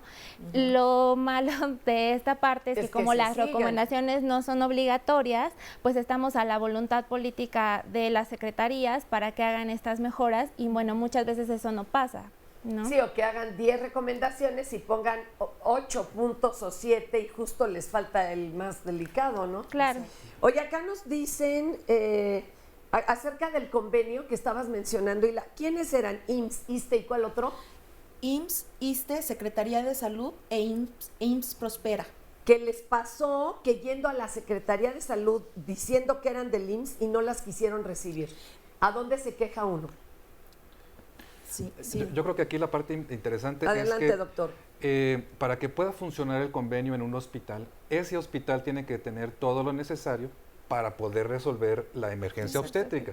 Esto significa que hay una comisión que va a evaluar a ese hospital y certifica que realmente tiene todo lo necesario para atender la urgencia. Esto es, puede haber muchos hospitales de la Secretaría de Salud, pero no todos con la capacidad de hacerlo. Entonces, a esos no hay que ir. Claro. O por lo menos... Porque va a salir peor. A lo mejor todavía no tienen toda la infraestructura para poder recibir toda la complejidad que se requiere. Y retomo, por ejemplo, este ejemplo de Atlacomulco. Es muy probable que en todos los hospitales no tengan todos los recursos, porque sería incluso ese dispendio de dinero que les comentaba hace un ratito. Entonces, esto es como pedir ayuda. Si no tengo, yo tengo que pedir ayuda a otro lugar y tengo que trasladar a la paciente a un mejor sitio, ¿no? O donde tenga mejores condiciones. Y tratemos de ser condiciones, eficaces para que, bueno, ya que nos vamos a trasladar. Es correcto. Entonces, puede ser esa la razón. Amiga, eres Catalina. ¿Tú trabajas también con comunidades indígenas, parteras? Sí. ¿Cómo les va? ¿Cuál es la realidad que te ha tocado vivir y en qué zona del país? Bueno, nosotros tenemos trabajo principalmente, en varios estados, nada más que ahorita estamos como más enfocado en Guerrero, que es la zona de San Luis Acatlán. Bueno, lo que hace... ¿Eso ya es tierra caliente o no? La zona costa. Bueno, prácticamente lo que es como... Bueno, me voy a enfocar esta parte que es como la función que hacen las promotoras y parteras. Allá tenemos una casa de la mujer indígena, entonces el trabajo que ellas hacen es como también ofrece esta parte de la atención que que pueden como apoyar esta parte a las mujeres embarazadas, y un poco coincidía con los compañeros que están aquí presentes, es que pues el trabajo que ellas, digamos, realizan esta parte de bueno, llega la embarazada, le dan como la atención básica, digamos, y ellas sabrán si la pueden como atender. La tienen que canalizar. Ajá. ¿Te parece que vamos a una pausa y nos cuentas? Sí. ¿Qué sucede en Guerrero? Y bueno, es una zona donde tenemos algunos otros problemas, no solo cómo trasladarse, ¿eh? Allá se nos complica más.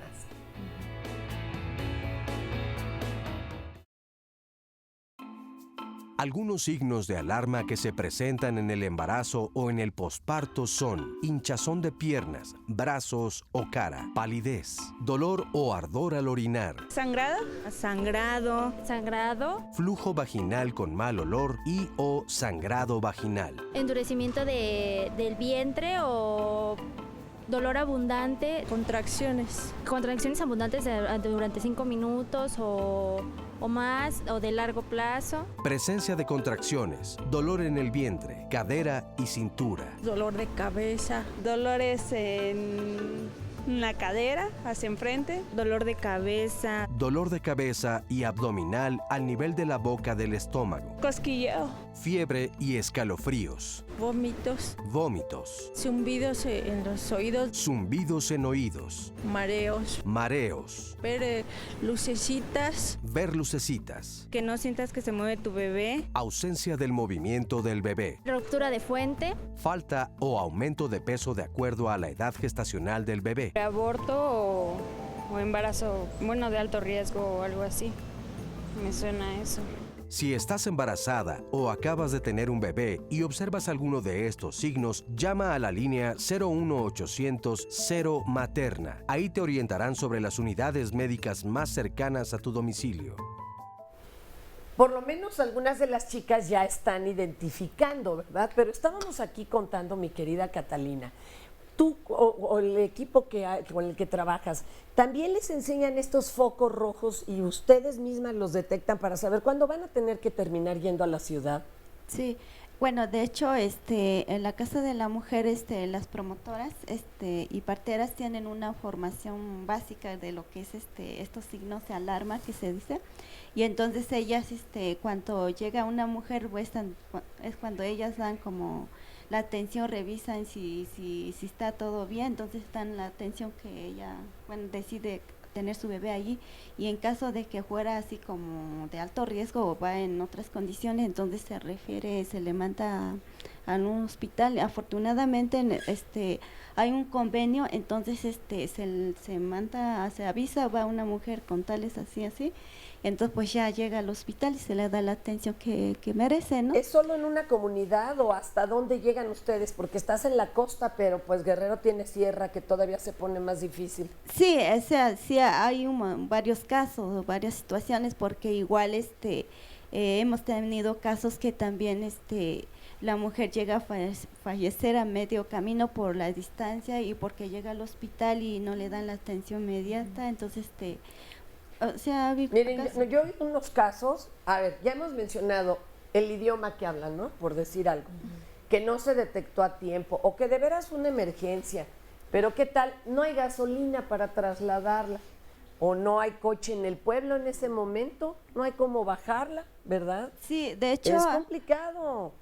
Sí, de hecho, otra de las funciones que hacen nuestras compañeras es también gestionar recursos, gestionar la ambulancia para que trasladen a la mujer embarazada, y acompañamiento sobre todo, porque si llega sola ni le hacen caso, entonces por lo menos medio ya lo ubican a la partera o la promotora, entonces ya más o menos. Me las llegan a tratar igual que, como dicen ahí, es que les dicen que están sucias, báñese, solo porque llevan su vestimenta tradicional.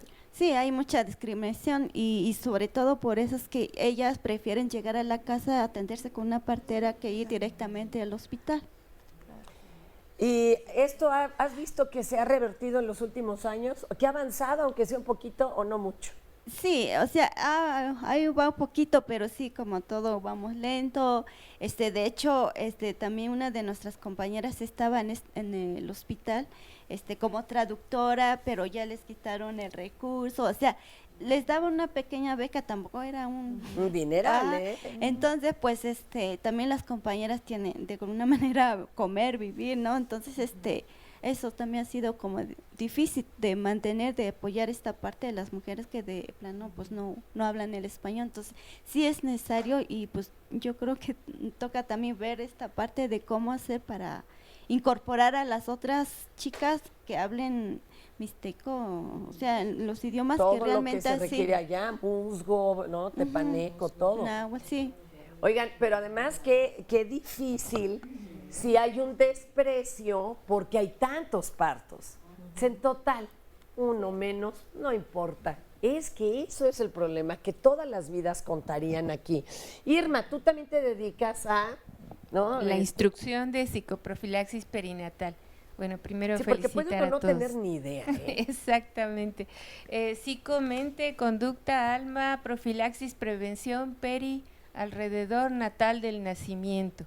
Nosotros lo que tratamos de hacer una acción con hechos es educar a la embarazada desde el 4º mes del embarazo para que ella pueda conocer su cuerpo, síntomas de alarma. Pero antes daban hecho que todo el mundo entendía de esto, era como si salieran las películas de Marga López o no sé. Cuando yo recuerdo haber tomado el curso psicoprofiláctico, todas se me quedaban viendo como de, ¿pero qué? ¿No ha visto un parto? No, hombre, pues solo de mis perros y gatos, yo no tenía hermanos. Oye, y cada vez más jovencitas. ¿Qué está pasando? ¿Se te acercan cada vez más niñas? Sí, definitivamente en el área donde yo trabajo va de todo. Tanto derechohabientes, porque doy voluntariado en una clínica del Instituto Mexicano del Seguro Social y está abierto a todo el público para que participen tanto las que no son como las que no son. Es de manera gratuita. Y en este caso nos llegan jovencitas de 17, 15 años, las más chiquitas que me han tocado. Ahí está el asunto. Y sí, nos llegan a tener alumnado de, pues no sé, 40 años, que también hay mucho miedo. Nosotras las remisas. Es el primer bebé, entonces... A ver, una pregunta, ¿es cuestión, el que sean tan jóvenes también las pone en riesgo, doctor? O sea, ¿sí le agrega otra rayita al problema? Sí, por supuesto. De hecho, una de las medidas de prevención precisamente de mortalidad materna es una estrategia que se llama de asesoría reproductiva. ¿Qué significa esto? Que idealmente evitar un embarazo en la que tiene un alto riesgo de que pueda morir. Pero porque uno pensaría, pues, está más joven la mujer, antes las abuelas decían que parían a los 15. ¿Cuál es el problema, por favor, para que lo tengamos claro todos? Exactamente. Biológicamente un cuerpo adulto más o menos se va a alcanzar por ahí de los 21, 23 años de edad. Hay que madurarlo el cuerpo. Ese es el asunto. Está ovulando y la posibilidad de embarazarse pues existe. Sí. Y van a tener actividad sexual, sí, por supuesto. De hecho, el 30% de las embarazadas que llegan a atenderse a hospitales públicos son adolescentes. Entonces hablando de una cantidad importantísima de mujeres. ¿Y cuál es la realidad en otros estados también? ¿Y zona indígena también, adolescentes? Sí, ahí por ejemplo hay, es importante mencionar que desafortunadamente con los dos periodos de gobierno panista, que tenían un corte más conservador, aumentó el embarazo adolescente y cero es lo que estamos viendo el efecto. Todo. Entonces, esa es una realidad que tenemos ahorita y que estamos enfrentando.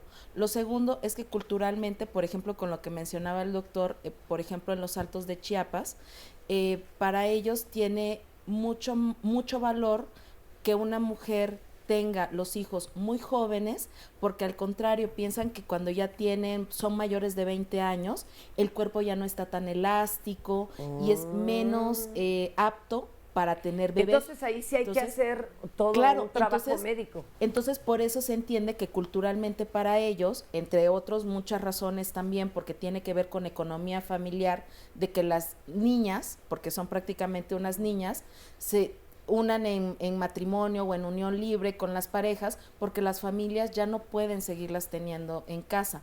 Entonces eso ocurre mucho, sobre todo en poblaciones indígenas, y que también estos matrimonios tan jóvenes representan un ingreso económico para esa familia. Una porque se va y otra porque simbólicamente hay una dote, porque se va la Claro. chica. Entonces, pero sobre todo tiene mucho valor la maternidad y se espera que esta nueva pareja de jovencitos inmediatamente tengan hijos. Entonces no hay ningún espaciamiento y vemos niñas prácticamente de 14 o Cuidando menos. niñas. Sí, teniendo David. hijos. Sí, bueno, en algunos estados como Veracruz, que es el primer lugar en número de nacimientos en niñas menores de 15 años, porque también decir adolescentes pues lleva hasta mujeres de 19 años, pero las que mayor riesgo de morir tienen, de acuerdo a la OMS, son las menores de 15 años. ¿Por qué? Y las menores ¿Por esta inmadurez del cuerpo todavía? porque hay muchos factores de riesgo biológicos, pero también porque están en una situación de vulnerabilidad mayor, porque las menores de 15 años en muchos países tienen protocolos para descartar incluso violencia sexual. Por ejemplo, vemos algunos casos. También ahí está. El mes pasado nos buscaban el comité ginecobstetras para preguntarnos si conocíamos de un protocolo de atención a niñas de 10 años, porque tenían una niña en una unidad hospitalaria que no sabían realmente cómo abordar el caso desde el punto de vista psicológico, desde su protección legal, porque también tienen que tener una protección legal diferente para descartar violencia sexual, que muchas investigadores han recomendado hacerlo de manera de rutina, descartar estas medidas y estas protecciones. Qué fuerte, ¿eh? Vean cómo México es muchos Méxicos. Ahora, otra es las enfermedades propias que ya traemos cargando, aparte de meternos al deporte de alto riesgo, que ya vimos que es el embarazo, ¿verdad? ¿Cuántas te llegan con diabetes y demás padecimientos y van a tomar sus clases? Bueno, por lo regular las chicas que tienen alguna situación de alto riesgo casi no se acercan. Ya ni siquiera van directo la indicación médica es que permanezcan en reposo, lleven su embarazo de la manera más tranquila. Realmente las chicas que se acercan con nosotros es porque tienen algo de información, desean más información y se van a preparar con ejercicios, respiración, relajación, todos los temas, lactancia materna, señales del trabajo de parto, cómo es. ¿Cuándo les dices tú con todos estos elementos, oye, hay peligro, tienes que pedir ayuda? Cuando sientes que... realmente la clase cuando se distribuye siempre hay un espacio de preguntas y respuestas. Claro. En esos momentos muchas chicas, la que no pregunta una cosa, la otra lo pregunta. Eso da la oportunidad de darle respuesta. Sí, porque uno puede sentir inquietud, ya no se movió, está muy quietito, el dolor muy fuerte, lo que decían las chicas, el sangrado, ¿no? Que es lo que más asusta. Y cuando hay el tema específico, se abunda para que ellas se vayan sin dudas.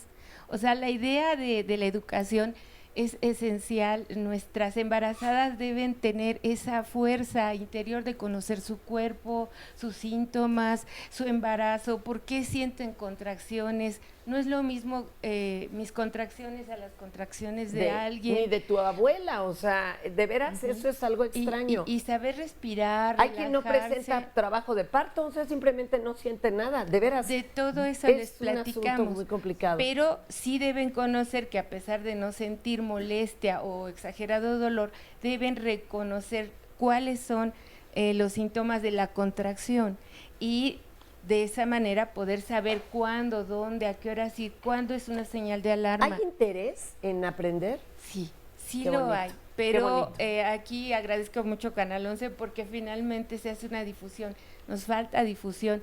El trabajo de equipo de las parteras les falta difusión, que se conozca. Yo soy egresada del Instituto Nacional de Perinatología del diplomado con otras actualizaciones en el CIMIGEN, y nos falta difusión porque hay que conocer todo lo que es parto humanizado, todo lo que es, para mí esto es el inicio. A ver, ¿cada vez más la gente quiere parto humanizado o cómo van viendo? Porque también esa es otra, que se ha hablado de la violencia ginecobstétrica. ¿Siguen con el asunto de muchas cesáreas? ¿Sí o no? Sí, de hecho, parte de la educación es fundamental en la embarazada, Porque una de las estrategias a largo plazo para reducción de mortalidad materna es atender más partos. Esto es hacer menos cesáreas. La cesárea por sí misma eleva el riesgo de que se pueda morir esa paciente 3 veces. El simple hecho de hacer una cesárea. Eso significa que entonces tenemos que promover o manejar las condiciones suficientes para que ese bebé nazca por parto. Obviamente siempre con ciertas cuestiones de seguridad, pues, de las que hemos estado hablando. Hemos abundado hoy en cuando hay una negligencia médica, pero hay muchas otras razones que no nos ayudan. A ver, en nuestro México y seguramente en el mundo. Hablábamos de pobreza, la desnutrición, ¿cómo andamos en el país? ¿Nos está ayudando, no nos está ayudando a que las mujeres embarazadas se mueran? ¿Qué pasa, Hilda? Y me voy para allá también con ustedes. Y yo creo que evidentemente es importante reconocer que la mortalidad materna es un indicador de bienestar. Así se toma para los países. Si una sociedad, se ve que tanto una sociedad es equitativa, respeta los derechos por el indicador de mortalidad materna. Por eso refleja la situación de un país. Es decir, menos mortalidad materna y más bienestar en ese país, hay más recursos. En este caso tenemos jovencitas pariendo que además están desnutridas. Exactamente. O enfermas de diabetes, hipertensión y demás, que pues es también otro de nuestros males nacionales, ¿no? Exactamente, entonces por eso no es casualidad que actualmente el 99% de las muertes maternas ocurren en contextos de pobreza, donde se concatenan, pues, esto que tiene que ver con la desnutrición, que tiene que ver con la falta de acceso a la información, que tiene que ver con la falta de acceso a unidades médicas que puedan resolver cualquier emergencia obstétrica, que por ejemplo haya una red articulada que permita su sobrevivencia y que también tiene que ver con el estatus de las mujeres, algo que señalaba David. O sea, ¿por qué la vulnerabilidad de las adolescentes o de muchas mujeres? Por ejemplo, en sociedades indígenas vemos que cuando una jovencita que tenemos de 14, 15 años se une a su pareja, pues se van a vivir a casa de la familia del chico. Y entonces las jovencitas quedan supeditadas a la suegra, al marido y a la familia de su marido. Entonces no tienen recursos económicos propios que les permitan ante una urgencia obstétrica moverse y todas las decisiones están supeditadas a esa familia. Y hay otro tipo de violencia, ya la física. Ahí también debemos de tener complicaciones gravísimas, ¿no? Exactamente. Sí. Ahora, también habría que señalar que América Latina, o sea, la región de las Américas, es la región que menos avanzó en los objetivos de desarrollo del milenio, de todas las regiones a nivel mundial. Y es la región además más desigual, con mayores desigualdades, con otros retos que en otros continentes. Sin embargo, sí es posible reducir la Ahorita mortalidad nos materna. dice, un segundito, si es posible reducirle, bueno, yo ya creo que es acto de fe, oigan.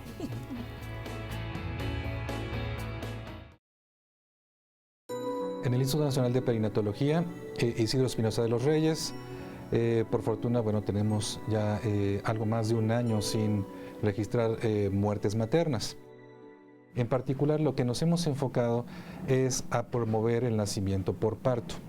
Esto reduce en una gran medida finalmente la posibilidad de que una mujer embarazada pueda llegar a morir finalmente por una complicación asociada a la intervención por nacimiento por vía cesárea. Hemos implementado servicios de hemodiálisis en mujeres embarazadas que ayudan muchísimo precisamente a mejorar las condiciones generales de salud de estas personas. También hemos contratado a un médico cardiólogo, intervencionista y ecocardiografista que nos ayuda muchísimo en la evaluación de las pacientes con enfermedades cardiovasculares. Otra forma de disminución es el desarrollo de técnicas novedosas de doctores que trabajan directamente aquí con nosotros en el desarrollo de técnicas para el manejo de la hemorragia obstétrica.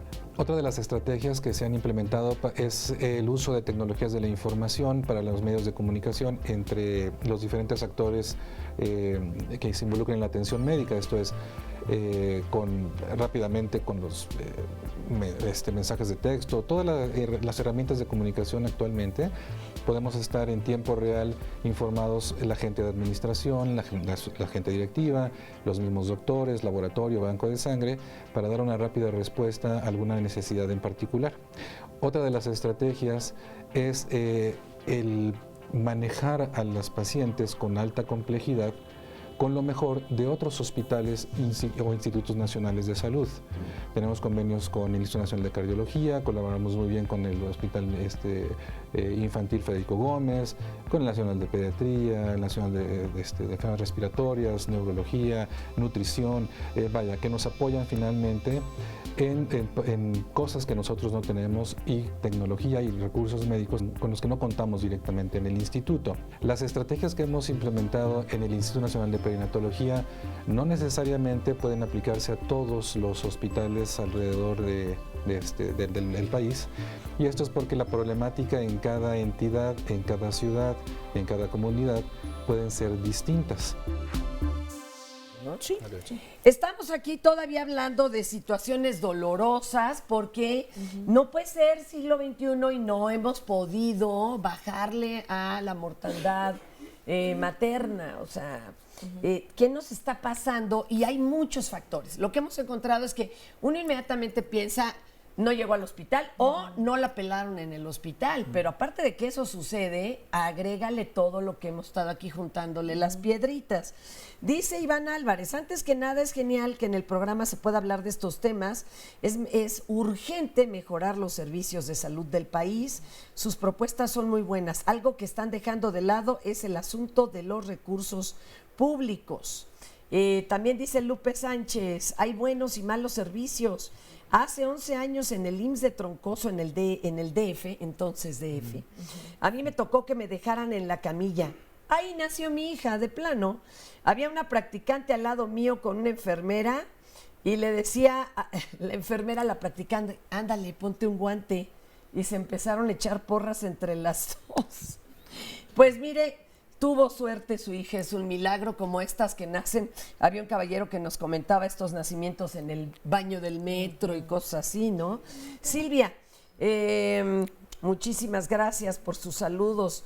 Estábamos hablando también de la violencia hacia las mujeres, que es otro reto que tenemos ahorita encima, más latente que nunca. Si nos podría decir si esto también contribuye a los números espantosos y nefastos de mortalidad materna, porque siguen golpeando a las mujeres en pleno embarazo, doctor. Es correcto. De hecho, hay una publicación del doctor Luis Villanueva y la doctora Susana Collado, en donde hacen una referencia a cómo es que se transforma la violencia y el porcentaje de embarazadas que sufren de violencia física durante la gestación. Y esta pues más o menos alcanza un 30%. O sea, es un número bastante importante. Aquí la parte interesante es que cambia. El agresor cambia un poquitito la forma de agredir a la mujer. Pero la sigue agrediendo. Por ejemplo, ya no la golpea con el puño cerrado, sino con la mano abierta. ¿Qué tal? No la golpea directamente en el abdomen, sino en la cara o en las piernas o en la espalda. Pero pero sigue el proceso de agresión. No necesariamente indica que va a ser algo que vaya a contribuir a las muertes maternas, pero finalmente es algo que contribuye al maltrato, seguro. No ayuda. ¿Nos quieres comentar algo? Esto es doloroso. Bueno, pues justo creo que eso también es parte como de esta cadena de violencia que existe, ¿no? De la denuncia. Muchas de estas mujeres quedan embarazadas de sus agresores y eso no permite, por ejemplo, que puedan terminar estas relaciones, ¿no? Claro. Entonces, a veces no hay la confianza de con quién hablar o a quién acudir. Y bueno, seguramente ya se han suscitado casos de alguna mujer que llegue con alguna complicación porque se cayó de las escaleras, ¿no? Exacto. O esas cuestiones que es difícil de detectar, sí. Aunque tenemos una NOM 046 que habla de la atención de las mujeres que han sido víctimas de violencia sexual, por ejemplo.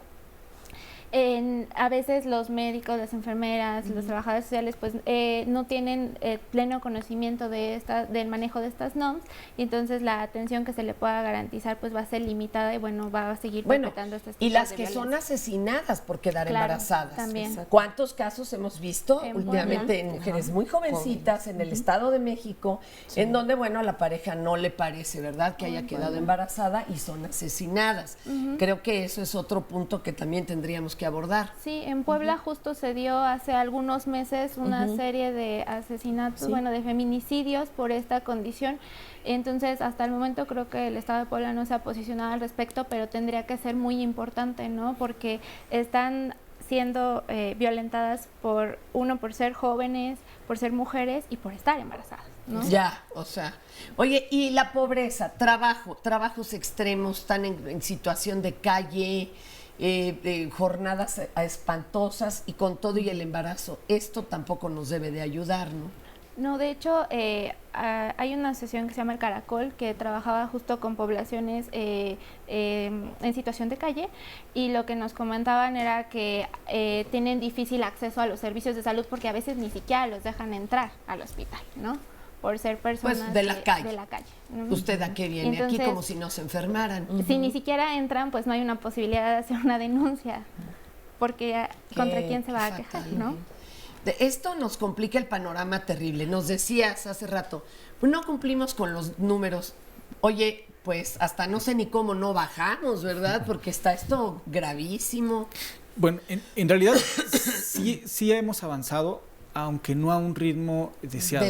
Okay. Es decir, México se comprometió a reducir 75% su muerte, la razón de muerte materna en el lapso de 1990 a 2015.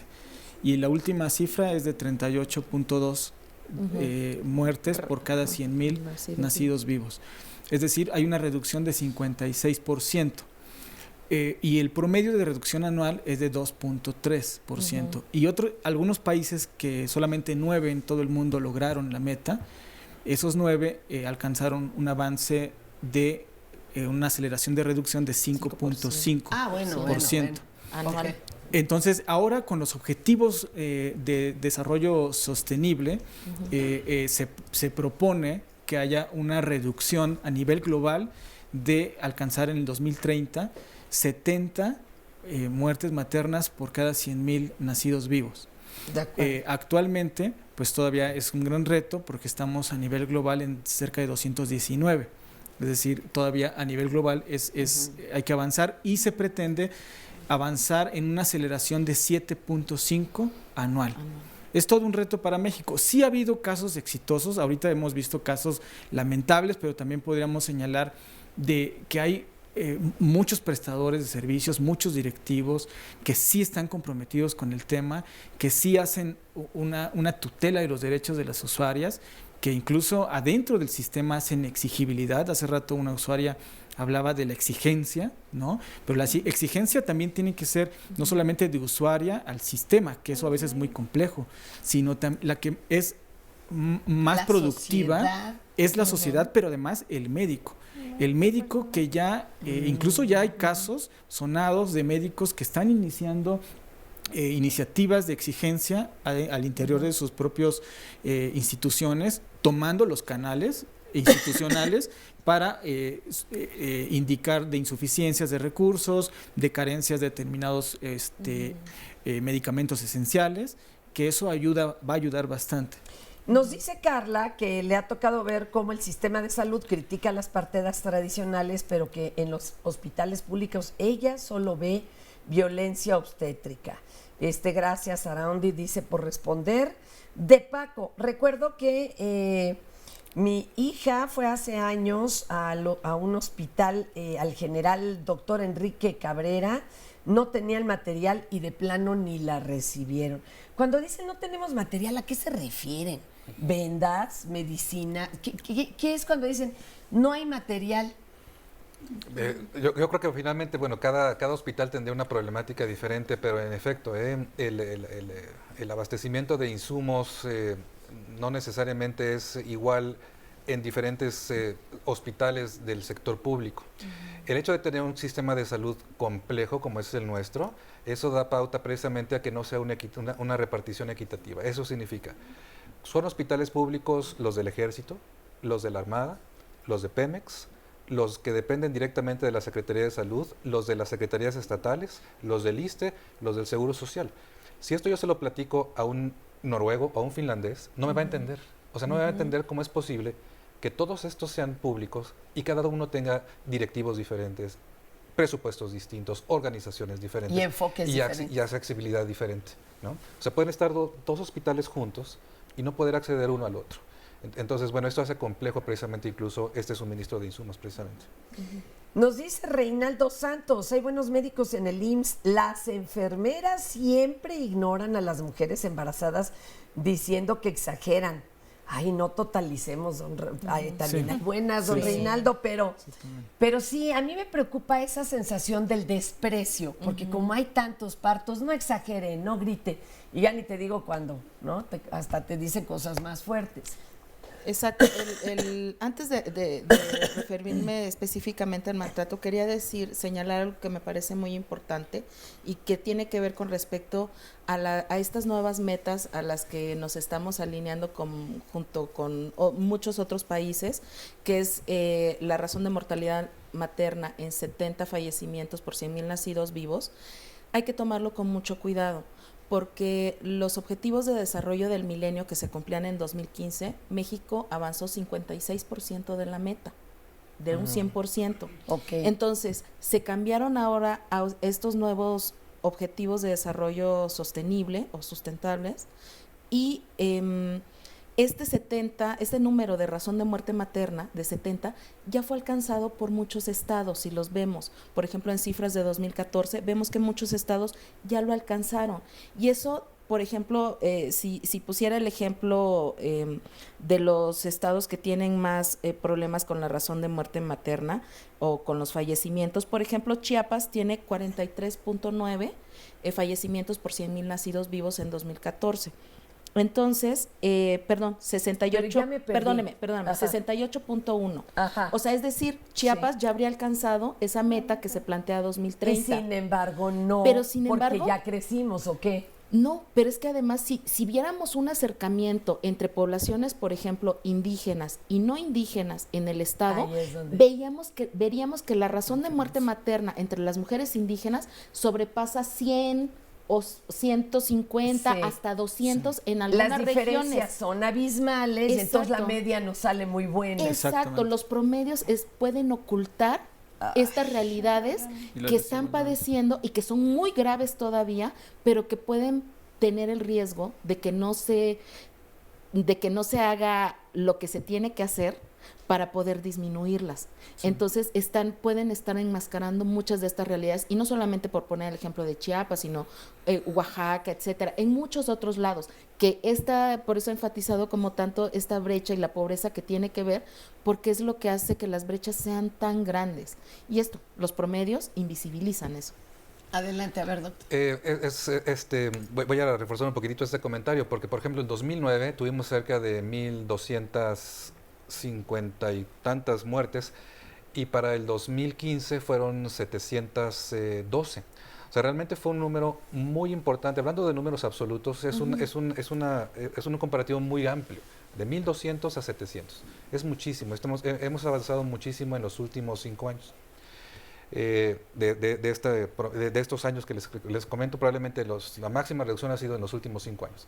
Pero desgraciadamente las vías de comunicación y los hospitales grandes siguen sin estar en todas las zonas que ahorita se acaban de comentar. Hemos mejorado en los medios urbanos, en los hospitales con ciertos recursos, pero sigue sin acercarse necesariamente toda esta tecnología a muchos sitios del país. Ese es un problema. Y por poner un ejemplo, en los Altos de Chiapas, que está compuesto por 17 municipios, no hay un banco de sangre. Depende del banco de sangre de la capital. Entonces tienen puestos de sangrado, o sea, sí tienen algunas unidades médicas, pero no hay un banco de sangre que cubra, por ejemplo, esa región donde históricamente hay un problema con la muerte materna. Que tiene que ver también mucho con desangrado, ¿no? Eso exactamente. Hay que aclararlo. Nos dice que se habla de la mala atención médica, pero también tengan cuidado, Death White, a veces los doctores tienen pocos insumos y muchos pacientes de alto riesgo, que es lo que están diciendo, son los doctores los que tienen también que empoderarse. El Toño, en México no hay ahorita una cultura de embarazo concienzudo o concienzuda, será, o concientizado. Simplemente si se desea bebé, ya se tiene el gusto de tenerlo, dice, mal hecho. Mi Toño, pues es que estamos carentes de mucha educación. Sí. ¿Algo que quieran agregar acá, Yolanda? Pues justo, por ejemplo, hay una restricción al acceso a los anticonceptivos, ¿no? Que son totalmente gratuitos y Ahí la está. gente ni siquiera lo sabe. Y es Entonces, una cosa burocrática Exacto. para que los jovencitos y jovencitas los Exacto. consigan. Entonces, desde ahí está el problema con la nueva cultura que queremos crear sobre embarazos conscientes y deseados, ¿no? Y con buena educación Exacto. sexual, sin sesgos, pues pónganle los libros de texto. Sí. Bueno, señalar que sí es posible reducir la mortalidad materna porque en países que la han sostenido baja, es decir, a una cifra decente, y las que la han logrado acelerar en la reducción, pues han simplemente, lo que decía Hilda, seguido, implementado lo que la evidencia científica te dice que hay que hacer, ¿no? Asesoría preconcepcional, acceso a métodos de planificación familiar, control prenatal de calidad, atención del parto adecuado y acceso a las urgencias obstétricas. Muchísimas gracias. Gracias a ustedes. Trabajemos juntos.